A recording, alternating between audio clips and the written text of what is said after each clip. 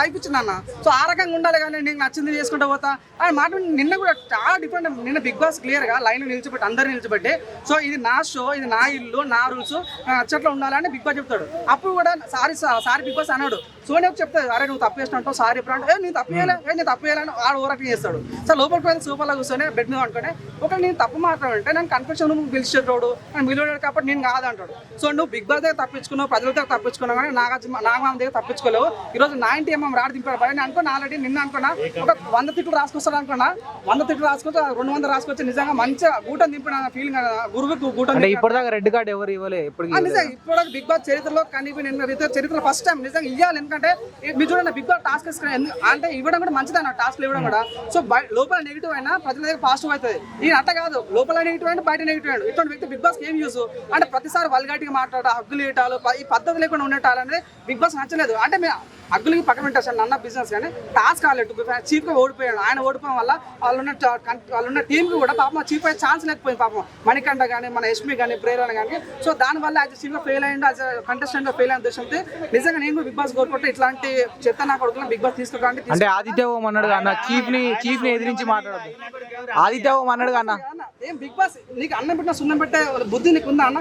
పైన పర్సనాలిటీ లోపల మున్సిపాలిటీ ప్రతి మాట బూతు, నీతి అంటే మళ్ళీ బూతు మాట్లాడుతుంది అంతే కదన్న. నీకు అన్నం పెట్టినా సున్నం పెట్టే టైప్ అనిపించే ఫీలింగ్ అనేది. సో నీకు తను సిద్దిపేట నుంచి వచ్చాడు, నీ సిద్దిపేట నుంచి చాలా వచ్చాడు పల్లె ప్రశ్న. ఆయన ఈ రోజు బిగ్ బాస్ ఆపోజిట్ మాట్లాడా బిగ్ బాస్ కాల్ మొక్కిండు. బిగ్ బాస్ నీ వల్ల లైఫ్ వచ్చా పల్లె ప్రశ్న ఎన్నోసార్లు మొత్తాడు. నీ ఏరియా నీ డిస్ట్రిక్ట్ వచ్చిన వ్యక్తికి అంత రెస్పెక్ట్ ఉంటే నీకు రెస్పెక్ట్ లేకపోవడం ఏం పద్ధతిగాను అది యాజ్ కంటెస్టెంట్ ఫెయిల్ అయ్యావు. అవును కాదన్నా.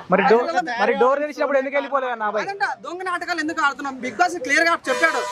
గేట్ ఓపెన్ చేసి అరే బాబు మీరు ఇది నా ఇల్లు, నా రూల్స్, మీకు నచ్చుతాను ఉండని చెప్పాడు. చెప్పినప్పుడు కూడా దొంగను చూపలేదు. కిందికి మీద చూస్తాడు. అరే నీకు తప్పు చేయాలి అన్నాడు. సోనియా చెప్పి క్లియర్ గా. సో అరే తప్పు నువ్వే చెప్పారా, సారీ చెప్పరా అంటే అప్పుడు దొంగ దాచుకుంటాడు కావాలని. సో నిజంగా చాలా బాధ అనిపించింది నిజంగా. అంటే బిగ్ బాస్ అన్నట్టు కొన్నిసార్లు బ్యాడ్ ఉంటుంది, మైనస్ ఉంటాయి, ప్లస్ ఉంటాయి. కానీ బిగ్ బాస్ కు చాలా పర్సనల్ గా మాట్లాడాడు. బిగ్ బాస్ కి ఏమన్నాడు, అలా పిల్లల దగ్గర కొట్టాడు వచ్చినట్టు నా కోపం మామి చూపుతాడు. అలా నువ్వు అన్నాను కాదన్నా. బిగ్ బాస్ స్క్రిప్ట్ అయినప్పటికీ బిగ్ బాస్ వాయిస్ ఇచ్చడానికి ఒక ఫ్యామిలీ ఉంటుంది అన్న. నువ్వు అన్నా కాదన్నా, నువ్వు అన్న ఆ మాట ఎవరికైతే బిగ్ బాస్ వాయిస్ ఎవరిస్తున్నా వాయిస్ జరుగుతుంది. సో ఆ రకంగా as a Bigg Boss team గా నాకైతే రెస్పాన్సిబిలిటీ. సో నాకు కూడా చాలా బాగుంది అనిపించింది. రెడ్ కార్డ్ ఇవ్వాల్సిందే ఇట్లాంటి వాళ్ళకు. తను అన్నాడు లఫ్ట్ గేమ్ నువ్వు లఫ్ట్ నీకు మంచి లైఫ్ వచ్చిందని ఉపయోగించుకోకుండా ప్రతిసారి నువ్వు గేమ్ బిగ్ బాస్ నువ్వు ఆడవు, నీ పక్కన ఆడియో ఐఎమ్ డన్, నేను గేమ్ ఆడా అంటాడు. ఏమైనా తయారవడానికి కారణం సోనియా అంటారు కొంతమంది, మీరేమంటారు?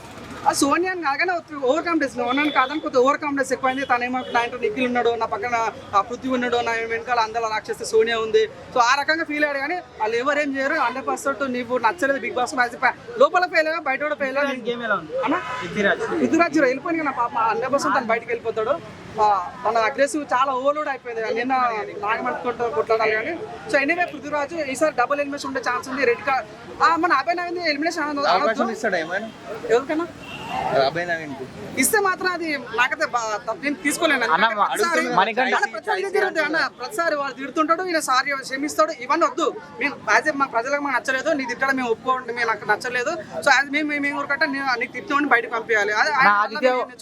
ఆదిత్య ఓము మధ్యలో అంటే మణికంఠ మధ్యలో వస్తే ఆపిండు కదన్న. అంటే చీఫ్ ని ఎదిరించి మాట్లాడొద్దని దాని మీద ఎలా అనిపిస్తారు? నిజంగా ఆయన చెప్పి అలా మనకంట కూడా నువ్వు చెప్పిందా చేయాలా, నేను చెప్పింది చేయాలంటే ఆదిత్యం చెప్పాడు అరే చీఫ్ చెప్పినట్టు వినారా అన్న.